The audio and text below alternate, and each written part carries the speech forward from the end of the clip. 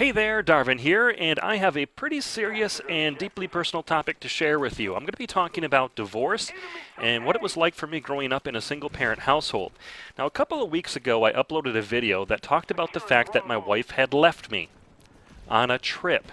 See, for the first time, she left me alone with the kids for 5 days while she was out to visit a friend out on the East Coast.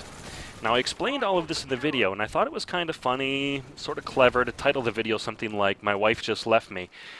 But something down in my gut just didn't sit right with that. You know, I felt badly about it, but I ran with it anyway. The video went live, and it was well received. You know, the people in Darvinville are actually really supportive of all of my videos, so it wasn't all that surprising that, you know, people were supportive of it. And, you know, they were confused by the title initially, but, you know, everybody kind of got the joke, and it was fine. But a few hours later, a good friend of mine, the aviator, messaged me and asked me something to the effect of, "Are you okay, man?" And my heart just sank. And it wasn't the indigestion from lunch either. I felt absolutely horrible that he was genuinely concerned, and really there was nothing to be concerned about.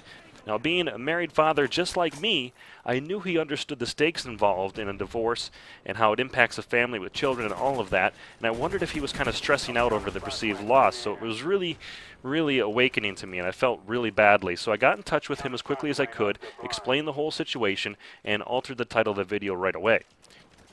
It was about then that I realized joking about separation or implied divorce is nothing to really joke about, especially if there are children involved. Now, my mother and father rushed into marriage when she became pregnant in 1976. She was just 17 years old.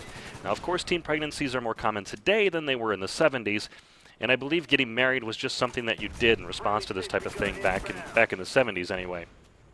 Now, before my second birthday, my mother had already divorced my father, and we were in the process of moving into the city. Now, as far as I understand it, we literally had nothing. My mother was staying at friends' houses with me. We were sleeping on the floor, on couches. You know, it was kind of an unstable time until she could get on her feet and get some steady employment. Now, eventually we settled into a duplex in a pretty shady area of town where I started school. On the first day of kindergarten at this new school, each child was asked to introduce themselves, talk a little bit about what their parents do.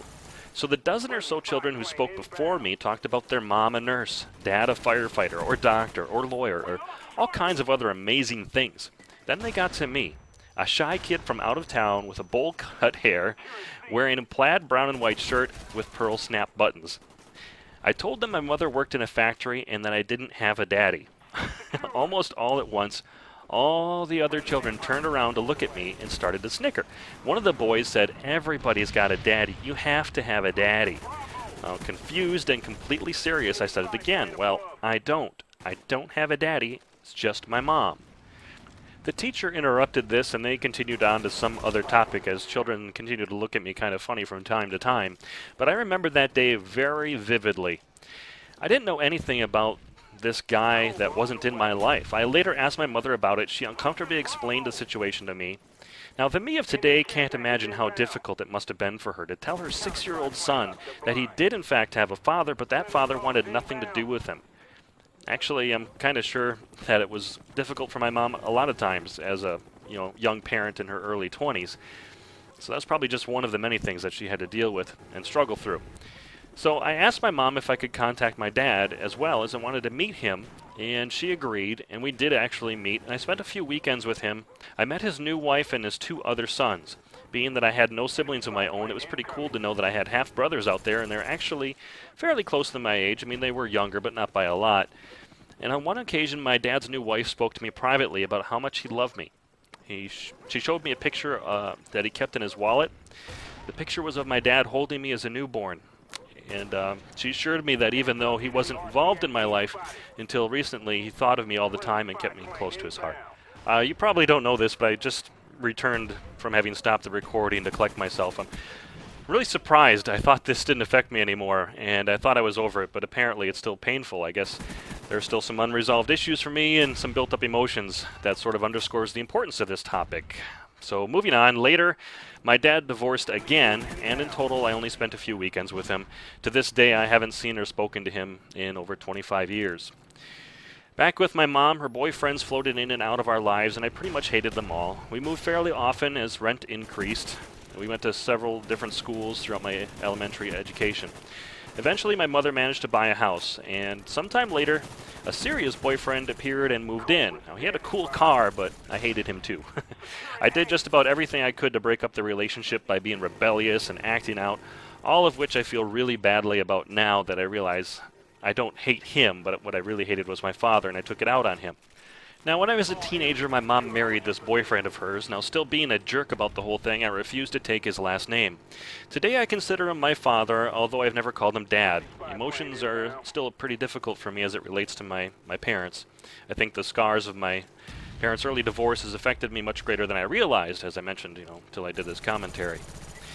Later in life, I married the girl that I took to my mother's wedding. This Friday, we'll celebrate 11 years of marriage together.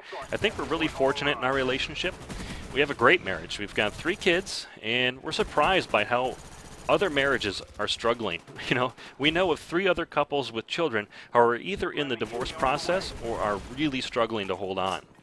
So at least when my parents divorced, I was too young to know what was going on, to know what was really happening there. However, I was also too young to really know my dad, so I'm not really sure which way's better, but really, when you think about it, it's all bad in any way you look at it.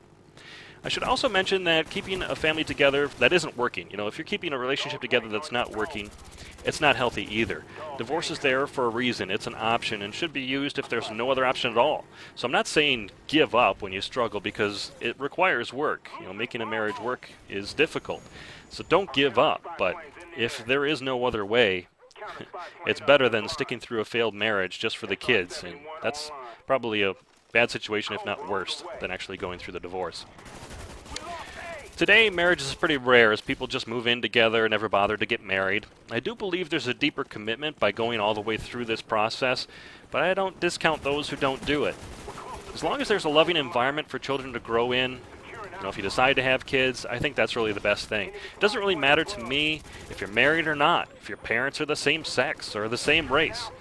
I think love goes beyond all those things and makes all the difference in shaping our future, because I think that as children, we learn a lot about relationships by watching our parents and how they interact with each other. And if that's a healthy relationship, that'll go a long way to help you in the future than, destructive ones or, times when people are just fighting all of the time. So that's my 2 bits on it. I'm about out of time here on this commentary. I really appreciate you guys sticking around for it, and hopefully you learned a little insight about me and what makes me tick. I know it helped me a lot, and it's something I don't normally talk about. I just don't. If you are lucky enough that your parents are still together, you are indeed very fortunate. That's it from me, guys and gals. I will check you later.